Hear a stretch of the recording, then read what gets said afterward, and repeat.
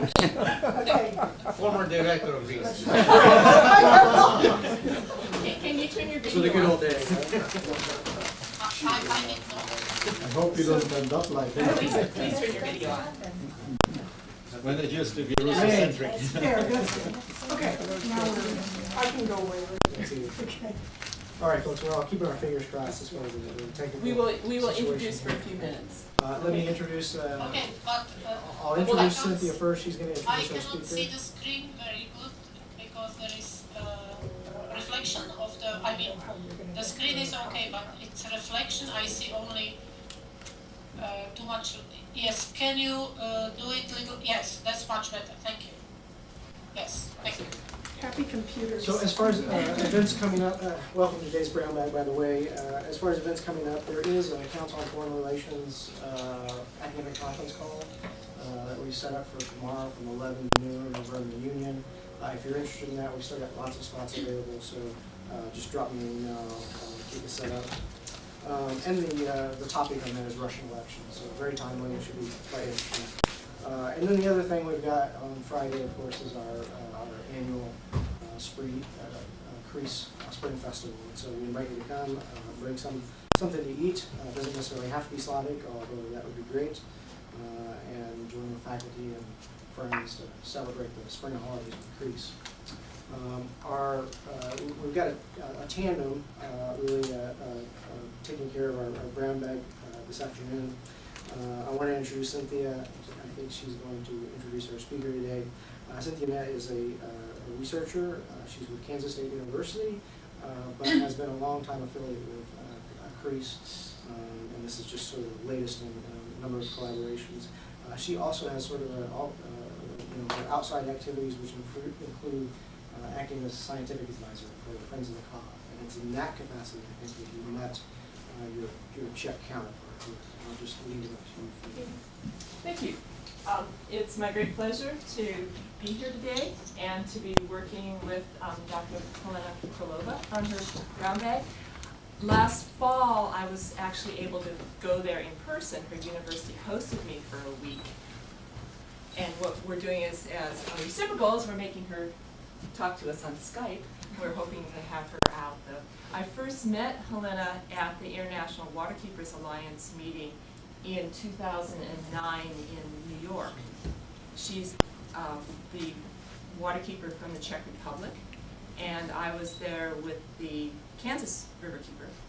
So we were able to get to know each other. And then last year in Chicago, she came over to the Waterkeepers Alliance. So we were able to spend some time together in Chicago. One of the things that she does that's so interesting, and that I thought would be interesting for a lot of you, is not only is she a civil engineering professor at Technological University, but she's also an advocate for the public, for the rivers in the Czech Republic. She works a lot with other organizations and non-governmental organizations around Europe. And right now there are a lot of, believe it or not, there are a lot of common issues between what we're dealing with in Kansas and what they're dealing with over there. The Czech Republic has a lot of agriculture in the watersheds, and so they're also dealing with problems of agricultural runoff, which is our biggest problem in Kansas. So we're dealing with nutrient problems, sediment problems, all of which endanger our drinking water supply. So what we both work on is how we're going to keep the taps flowing, how we're going to keep water coming to places like Lawrence, despite the fact that we've got some really significant problems. So I'm going to turn it over to her so that she can introduce herself some more, and then we'll have our presentation. Okay? Now it's my turn to Yes. talk? Yes. Okay. Hello, everybody. I'm talking to you from the Czech Republic, quite far away. I will talk about our rivers and their problems, which are our problems, as I am a teacher at the Department of Water Management. Apart from that, I am a member of Waterkeeper Alliance as a Morava Riverkeeper.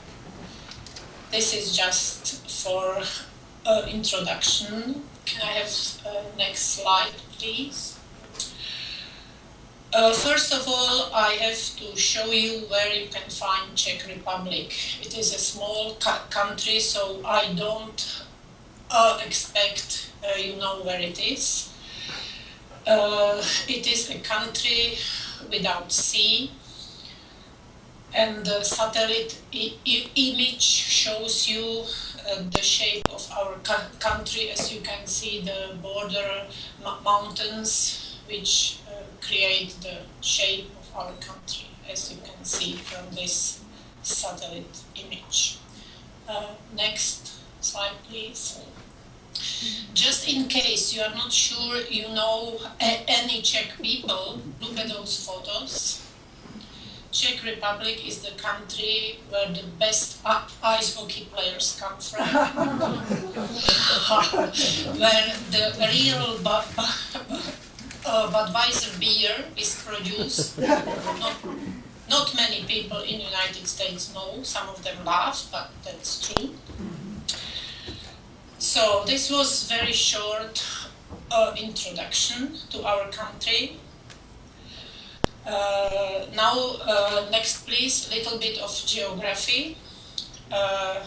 It is a small country, the size of the state of Maine of United States. The capital city is Prague.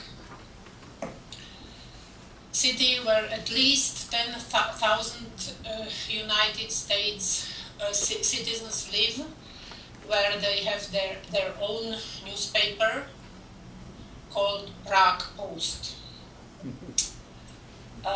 Next one, please. I am teaching at Brno University of Technology. It is more than 112 years old. I am a little bit younger. You can see the study programs and faculties on this slide, so you can see what kind of students do we teach and what fields of study. Next one, please. I am teaching at the Faculty of Civil Engineering. It is the largest of all the faculties with more than 4,600 students. You can see the 6 study programs and the last one, which is taught in English language, in case anybody would like to study here in our country.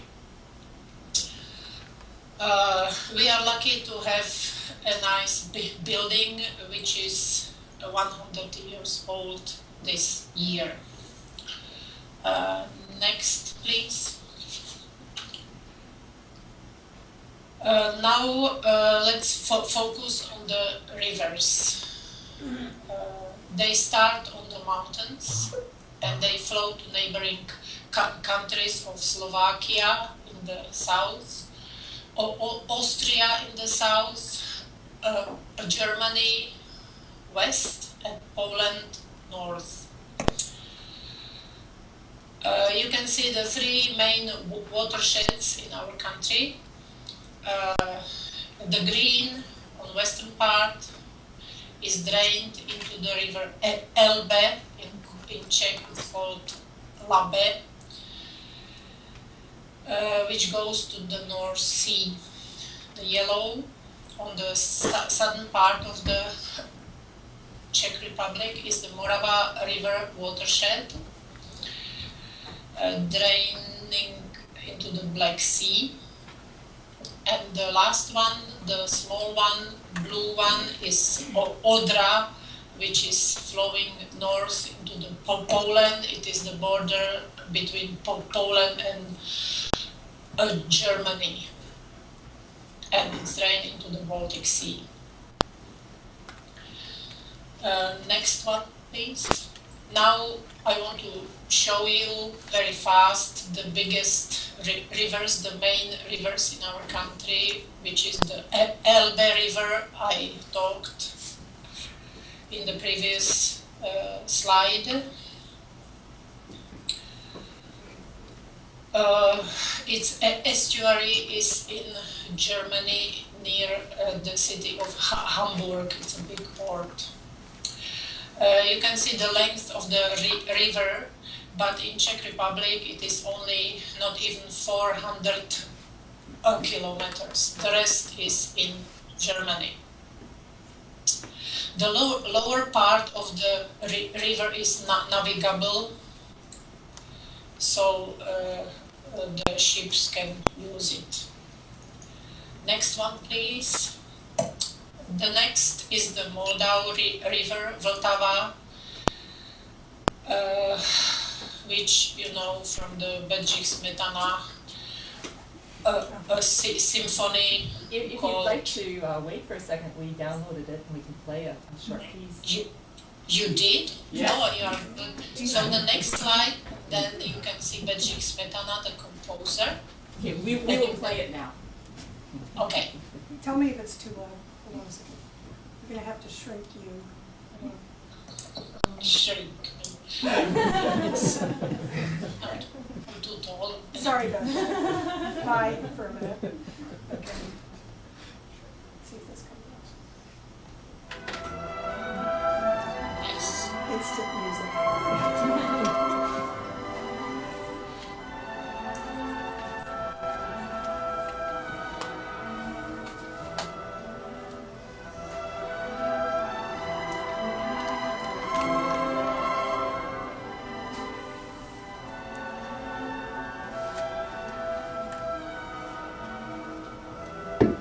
How much of this do you want to? I think that's enough. Everybody knows it, or maybe. But it's so beautiful. Yes. Thank you very much. Now I have to figure out how to start it. It's easier to start than to start. Hold on a second. I'm gonna put you in order.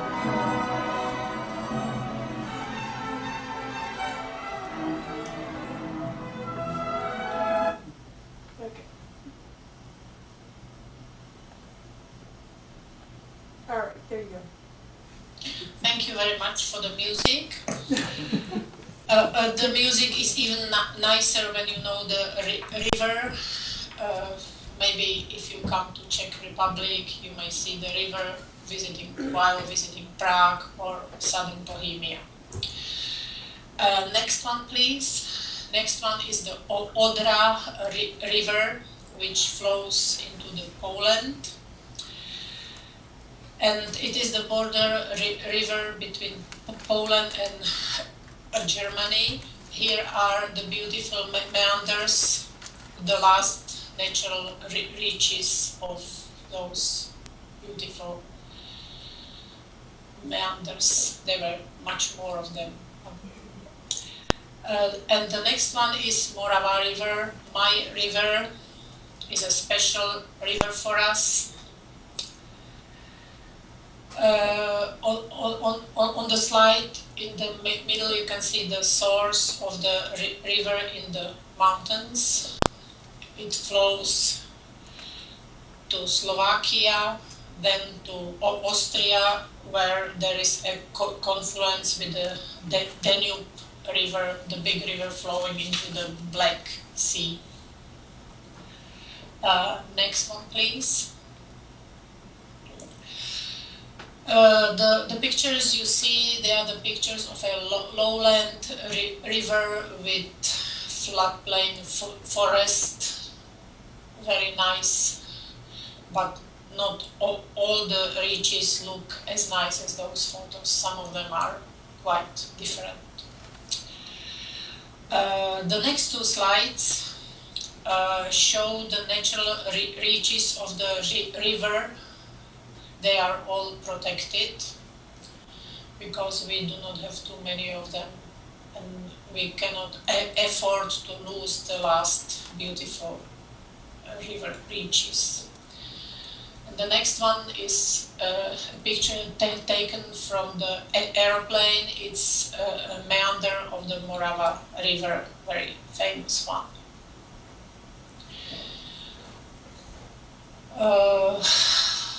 So you have seen the main rivers very fast. Now let's focus on the problems with the rivers. Next one, please.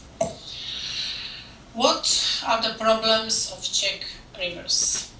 Some problems are the same as your problems with your rivers. I decided to show you some of the problems which would be interesting for you. First of all is river water quality. The problem is that the sewage water in our country is treated, but not treated sufficiently because nutrients are removed only in big sewage water treatment plants. In small ones, this treatment is not installed yet. It has to be done in the near future. Similar to some of our rural areas, by the way. You can see I wrote there that after 1989 the big pollution sources were eliminated. It means the pollution sources which could not meet the water quality standard had to be closed, and that's why the water quality improved very fast. Next one, please. Here you can see the map of water quality, but it means organic matters and oxygen regime. You can see the difference in 10 years almost. The best quality is blue line, the worst quality is red line. So you can see 10 years earlier you can see there was a lot of red lines. Now you can see much better green and blue colors mostly.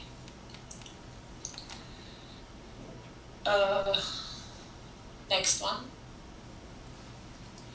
The present problem is eutrophication. Phosphorus is the key nutrient for blue-green algae growth.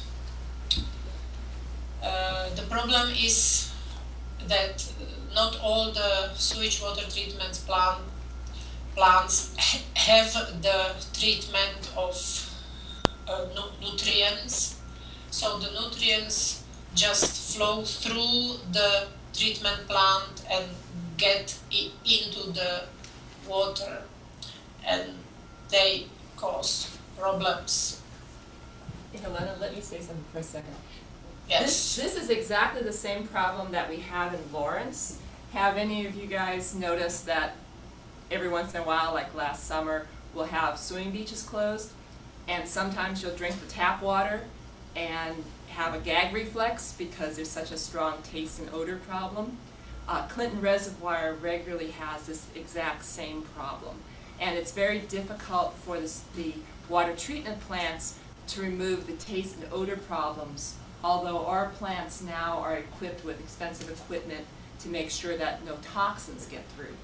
But removing the geosmin, which is the chemical that the blue-green algae produces that causes that skunky taste, is very, very difficult. How do you spell that? Geosmin.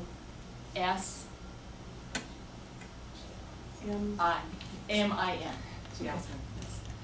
And that comes from blue-green algae, which is actually technically not the same thing as green algae. It's called cyanobacteria, but it's something that blooms when you have hot summers like we had last summer and a lot of rainfall like we had last spring. So we get lots of nutrients, then we get a lot of heat. And this is a huge worldwide problem that is increasing, and we are very worried that with global climate change, that this is going to be one of the major problems we're going to be dealing with on all continents. Okay, thank you. Thank you, Cynthia, for your comment. On the picture you can see the lake in summer. When the hot summer comes and people want to swim, there is this water bloom with blue-green algae, which produce toxins, and it is not recommended to swim in such waters. Now it is the problems of almost all of our reservoirs. Nutrients are brought there by the rivers, and the source of nutrients is the water from those sewage waters from the not sufficiently treated water. And that is the problem. I think you have the same or similar problem in America. For example, the septic systems in the small villages around Clinton Reservoir. There are a lot of failing old home septic systems that we've been trying to work on to get people to upgrade, because that's a major input into Clinton Reservoir, which goes to the taste and odor problems for Lawrence water. Next one, please. Now the problem is eutrophication of surface water. Here is the Brno River Dam with a big reservoir. It was built in 1940, just before the World War II, and it was never drained after. This is the first time it was drained. I will talk about it later. Brno Reservoir is very important because it is the main recreational area for all the people who live in Brno, 400,000 people. They want to go swim there and do some sailing and fishing and canoeing, and all that depends on water quality. There are also many recreational homes and many hotels, and they also depend on water quality. And who would want to swim or fish in such a green soup? Nobody. So that's why City of Brno started an experimental project to deal with this eutrophication of water. The project consists of several steps.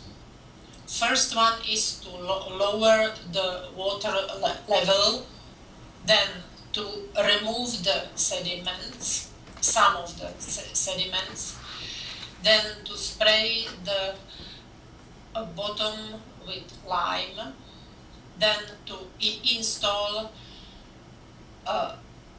aeration towers, and to do some chemical treatment, and to put there predatory fish. I will explain later. You can see the picture of the lake with the medieval castle on the bank of the lake. It's a very nice castle. Next one, please. For the first time in the history of this river dam, the reservoir was drained. You could see the river meandering on the bottom through the sediments. They are very big, very high layers of sediments. And this was done to expose the sediments so they can be sprayed with lime. Next one, please. The bare bottom and the slopes were sprayed with lime. Why did they do it? Because the mineralization, is this a correct expression in English, of nutrients reduce the amount of food for blue-green algae, let's say it this way. So all the area was sprayed from the aeroplane with lime. It looked like snow, and the lime stayed there quite a long time. And then came another step. Next one, please. The excavation of sediment at the selected parts of the lake. You couldn't do it on the whole lake because it is very expensive and you have a problem where to put the sediments. Nobody wants it. And then they started a cleanup because there were many treasures buried in the reservoir, as you can see, some tires and boats and canoes and coins and I don't know what. So there was a big cleanup of the bottom. And next one. And soon, because nutrients, they are like fertilizers. The bottom was green very fast. There was a lot of vegetation growth. And this vegetation was later mowed, dried and burned. Form of bioremediation. Pardon? It's a form of bioremediation. Yes. And you can see next one. You can see the medieval castle and the small river meandering there. And I just want to tell you that every year 32 tons of phosphorus float into the lake, 70% of which originated the last 13 kilometers of the river, and it came again from the wastewater or sewage water treatment plants, which did not work, did not remove the nutrients, didn't have this type of nutrient treatment. So that was the source of phosphorus, which caused all this problem. Next one, please. Then the phosphorus was reduced on the intake of the reservoir by dosage of ferric sulfate. I don't know, but you know this chemical. And this caused a reduction of phosphorus, as you can see the numbers on the slide. Phosphorus is food for blue-green algae, so when it is less phosphorus, there is less blue-green algae. And water transparency was much better after all those steps done. Water transparency is now to 4 meters, which is quite good. And to keep the transparency of water, they started to release predatory fish to the lake. So the fish species would change, and there would be less fish species who eat the food from the mud on the bottom of the lake. So that's the reason why they started to put in 5,000 of pike and common walleye every year. Another problem, next one please, needed to get more oxygen into the water, so they started to install the towers. You can see on the picture. You can see the places, the localities where did they put those aeration towers. And they brought the oxygen down to the bottom of the lake because it is bad for blue-green algae to have the oxygen in water. The next slide you can see how does this tower work. And the result was better water quality, reduced amount of blue-green algae, transparency of water, and the people could swim there last summer without problems. This is the last year of the project, and then the water should be good for the next 5 years.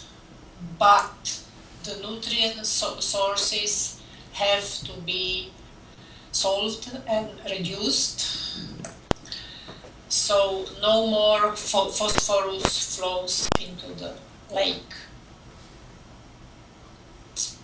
So this was the problem of eutrophication.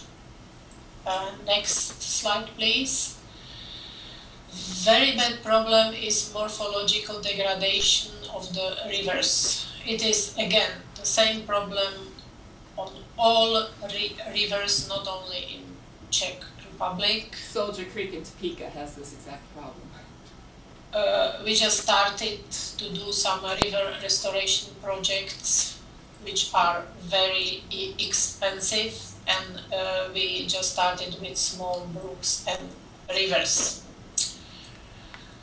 The next slide shows you the hydrographical network of the rivers. You can see the colors of the rivers. Can you see the predominated cut down? I think it is the red. I can't see it from here. It is the very bad problem in our rivers, which means the level is lower and lower, and the bottom is lower and lower. It means the level of groundwater is lower, which means the vegetation is drying and other problems which it brings. I'll give a local example. Okay. This is the problem that we're having on the Kansas River. In fact, yesterday I was at K-State for a doctoral defense of a study on incised rivers in Kansas. What happens is that people in Kansas are used to our rivers having these really steep sides, so if you want to get down to a stream or down to the river, you're scrambling down like a 10-foot mud cliff. That's not natural, and some folks here might remember some of the rivers before that started accelerating. But what we have going on right now is the rivers all through the Kansas River Basin, all the streams are incising, and it's a real big problem because not only can you not get down to the rivers without breaking your neck, but also when the river bottom lowers, the banks collapse in. And when that happens, it erodes out. And we have massive erosion going, which is losing really important farmland. And the irony is a lot of farmers in Kansas like to take down the trees and the bushes and farm right to the edge of the river, and then that accelerates the bank collapse.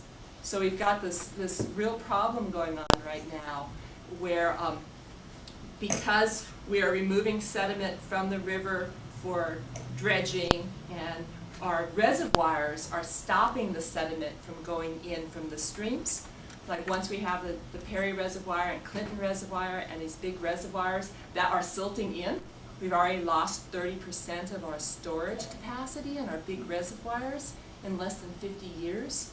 So like Perry Reservoir is already a third silted in with mud. It's capturing all that silt that would normally go to the river. The river is starved of that sediment, picks it up off the bottom, lowers the bottom, and the banks collapse in, erodes the farmland back. And so this is a big problem, not just because it's causing erosion and causing more sediment to go into the reservoirs, but also because, as Helena mentioned, it lowers the water table. So if the bottom of the stream is high, the water table is connected, and that's why we farm along the streams. If you look at where most of the agriculture is around here, we have lots of corn along the Kansas River. I live on Buck Creek. We all have our alfalfa and our cornfields down along the stream because that's where the water table is high and we don't have to irrigate. But once the banks start eroding down, the bottom lowers, it kind of sucks that water table down. And with the lower water table, there's less water for our crops. And on top of that, the water that goes in isn't filtered as much. So we have this whole accelerating cycle of this incision, this degradation going on, and poor water quality, which is really important for us because we're losing our storage capacity for our drinking water reservoirs. We're losing our storage capacity for our flood control reservoirs, so we're getting more floods. And we're having these taste and odor problems and water quality problems. So it's kind of like one of the big issues that we have in Kansas right now. Thank you, Helena. Could you continue? Yes, so when you look at the map, you can see also blue and green colors, which means predominated free meandering, which is good for the river, and we still have some of the reaches with meanders. And then you can see yellow, which is branching of the rivers, which we don't have many of those. So this is just to show you the hydromorphological network of our rivers. Next one, please, and the next one, please. Another problem is river straightening and shortening. This is the problem also in the United States, I suppose. The length of the rivers in Czech Republic shortened by almost 4,600 kilometers, and it is a very small country, so you can see it is a difference. You can see the river Morava in 1880, the length of the river, and then to 2010, the length of the river. And most of the river reaches were straightened in the farmland because that is where the best soil is. We are very lucky to have very good sources of information on land use and landscape and rivers and settlements in past, because we have historical maps. Can you show the next slide, please? You can see the 4 types of historical maps and the examples. They are all free. They are all online, so you can see the route of the river, how did it change, and it's very useful for every researcher and students as well. Now on the next slide you can see the last braided river reaches, because some of the natural river patterns almost disappeared from our landscape. The worst situation is with the braided rivers. Which is the natural Those part are of the rivers as 2 well. last ones in our country. River restoration, it means to bring the rivers back into the semi-natural state is very expensive, and when the Mother Nature does it, it is for free and we should use it. You can see the next slide. We had a flood in 1990 no, 1997, and this is the river restoration done with this flood. It was completely free. Now I want to tell you that not all the projects done on the rivers were harmful for the rivers. I want to show you some of the projects in the past which were done very successfully, and you couldn't see that it is not a natural river. Can you show the next one? It is the Salaška Brook. My friend did a project of it. It used to be a straightened brook at agricultural land, and now you can see how does it look now. It looks completely natural. And the project was done during communism in our country, so I just wanted to show you that not everything was bad in those days, that there were also some good projects, but not many of them. Next one is Velička Brook, again a nice example of river restoration. You can see the big boulder, or how would you call it, in the river on the bigger photo. It was made by men. They used a geotextile and filled it with concrete and made this shape. So it looks naturally, when it hardened, so it looks like a real natural piece of river. So that's another example of a successful project. Now, what can we do with the rivers? We try to start river restoration. We focus on small brooks and rivers so far. We have quite good results. We are lucky. We can use experience from Bavaria, Germany, where they started river restoration projects many years before us. So on the next slide you can see some examples of successful small river restoration projects.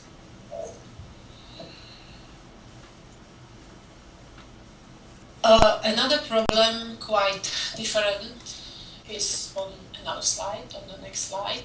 It is the canoeing. In our country, it is a national sport.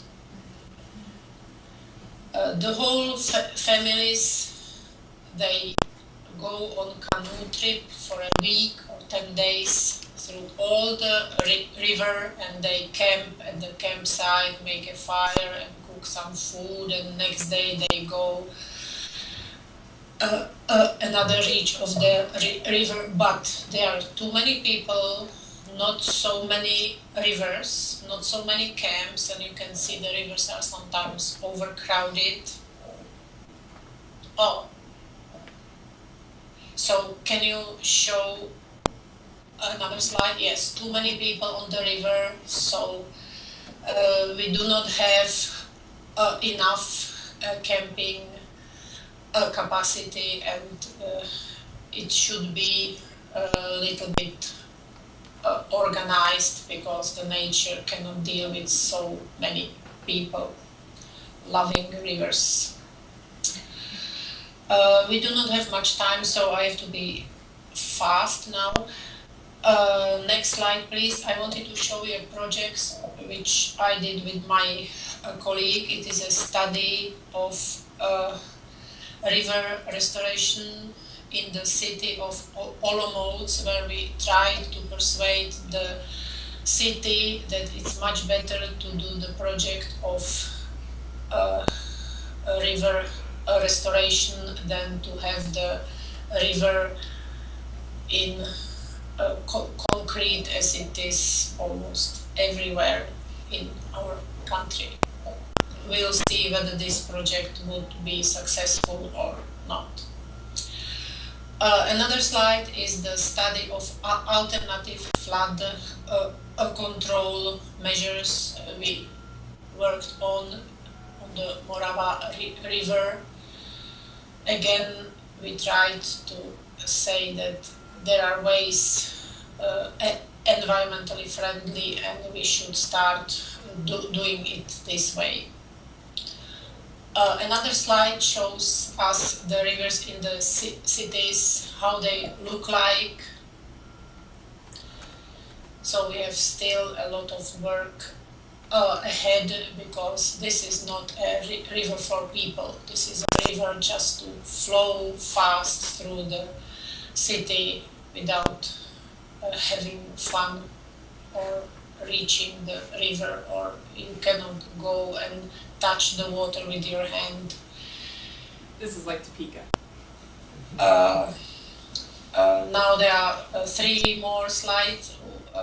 Next one, please. It is one example of the brook restored in the city, which looks quite nice. And there are more problems which I just mentioned on the next slide, but we don't have time to discuss them, maybe later. We have also problems with beavers, with cormorants, with sedimentation of the reservoirs and other problems. And the next one is the last one. Thank you for your attention and patience with me. And if you have any questions, I would be happy to answer them if I can. Thank you. Would you like to go closer so she can hear? Can we clap?